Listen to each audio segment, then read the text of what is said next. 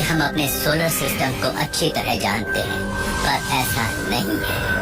New researches से पता चला है कि हमारे सोलर सिस्टम के पास ही एक अनसीन 9th प्लेनेट भी हो सकता है, और ये शायद बहुत बड़ा हो।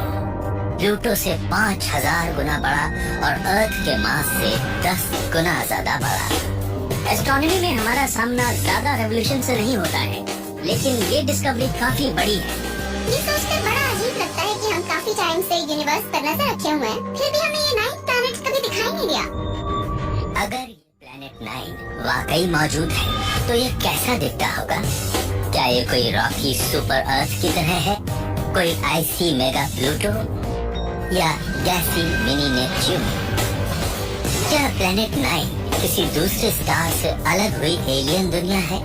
और क्या ये सन से 100 बिलियन माइल्स दूर लाइफ को एक नया घर दे सकता है?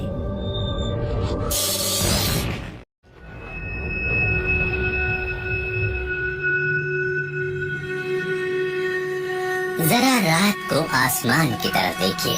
स्टार्स अपनी जगह फिक्स्ड मालूम होते हैं, लेकिन ज्यादा देर तक उन्हें देखेंगे तो उनमें से कई अपनी जगह बदलते दिखेंगे। धीमी स्पीड वाली यही रोशनियां प्लैनेट्स हैं, रॉक या गैस के ऐसे बड़े बड़े टुकड़े जो हमारे होम स्टार सन का चक्कर काटते हैं। हमें लगता था ये प्लैनेट एक है, लेकिन ऐसा नहीं है। हमें लगता है हम अपने सोलर सिस्टम को अच्छी तरह समझते हैं, हमें सारे प्लैनेट्स मिल गए हैं, लेकिन सच ये है कि हमने एक बड़ी चीज को मिस कर दिया। सन 2014 में एस्ट्रोनॉमर्स का एक ग्रुप काइपर बेल्ट को स्टडी कर रहा था। ये आईसी एस्ट्रॉइड्स की एक बड़ी सी ऐसी पट्टी है जो नेपच्यून की ऑर्बिट के काफी बाहर मौजूद है। इनमें से ज्यादातर ऑब्जेक्ट्स सन के चारों तरफ गोल गोल घूमते हैं, लेकिन एस्ट्रोनॉमर्स एक छोटे ग्रुप को लेकर हैरान हैं जो इन रूल्स को फॉलो नहीं करता और वाइल्ड एक्सटेंडेड ऑर्बिट्स में मेन बेल्ट से काफी बाहर घूमता रहता है। काइपर बेल्ट से काफी बाहर मौजूद कोई चीज इन एस्ट्रॉइड्स को इनके इलाके से बाहर ला रही है, और इसका साइज किसी बड़े प्लेनेट जितना है।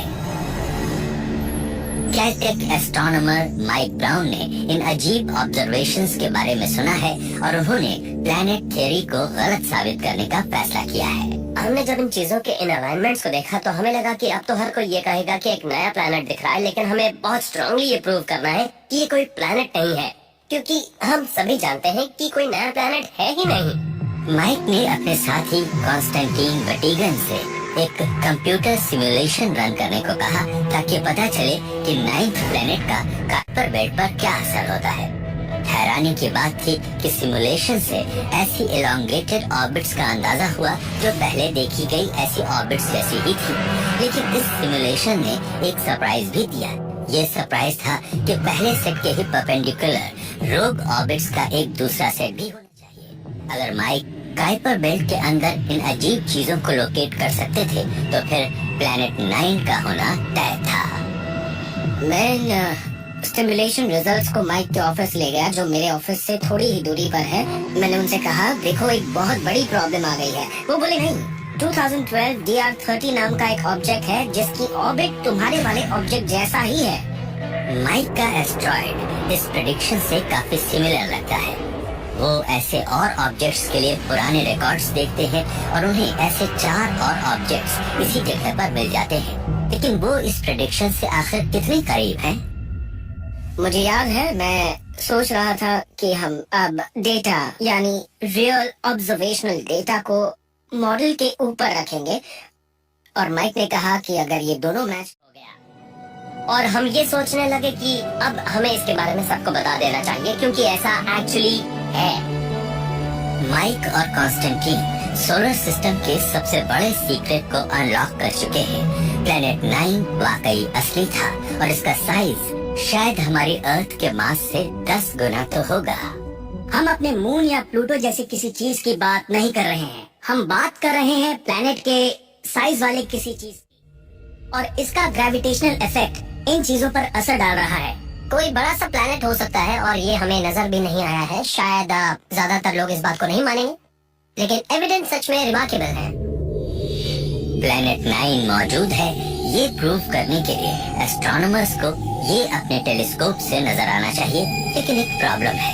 कंप्यूटर सिमुलेशन से इसकी लोकेशन का एक ब्रॉड आइडिया ही मिलता है और प्लैनेट 9 बहुत दूर है और बेहद धुंधला सा दिखता है। हम प्लैनेट से जहाँ मिलने की उम्मीद करते हैं ये उस जगह से काफी दूर है। अगर ये एलिप्टिकल ऑर्बिट में है तो शायद इसकी ज्यादातर लाइफ सन से इतनी दूर बीतती है कि हम इसे मिस कर गए। चक्कर लगा लेती। 10,000 साल बहुत ज्यादा है, इसीलिए इसका मोशन बहुत स्लो है। हम एक ऐसी चीज की बात कर रहे हैं जिसकी मूवमेंट बहुत स्लो है और इसलिए इसका नजर आना बहुत मुश्किल हो जाता है, क्योंकि वो रोजाना बहुत थोड़ा सा मूव कर रहा है। हमारे टेलीस्कोप्स को प्लैनेट 9 को देखने में कई साल लग सकते हैं और तब तक हमारे साइंटिस्ट सिर्फ ये स्पेकुलेट ही कर सकते हैं कि ये मिस्टीरियस दुनिया कैसी होगी। हम फिलहाल ये अंदाजा तो लगा रहे हैं कि प्लैनेट 9 एग्जिस्ट करता है, लेकिन हमें ये बिल्कुल आइडिया नहीं है कि ये कैसा है, इसलिए हम इसके बारे में जो चाहे इमेजिन कर सकते हैं। साइंटिस्ट इस बारे में बता जरूर रहे हैं, लेकिन मैं चाहूंगी कि इसके बारे में कुछ पक्की इन्फॉर्मेशन मिले। तो हमारे पास ऑप्शंस क्या है? साइंस के हिसाब से 3 पॉसिबिलिटीज है और पहली वाली कमाल की है। प्लैनेट 9 उन्हीं मटेरियल्स से बना हो सकता है जिनसे अर्थ बनी है, लेकिन ये इससे 10 गुना बड़ा हो सकता है, यानी एक रॉकी सुपर अर्थ।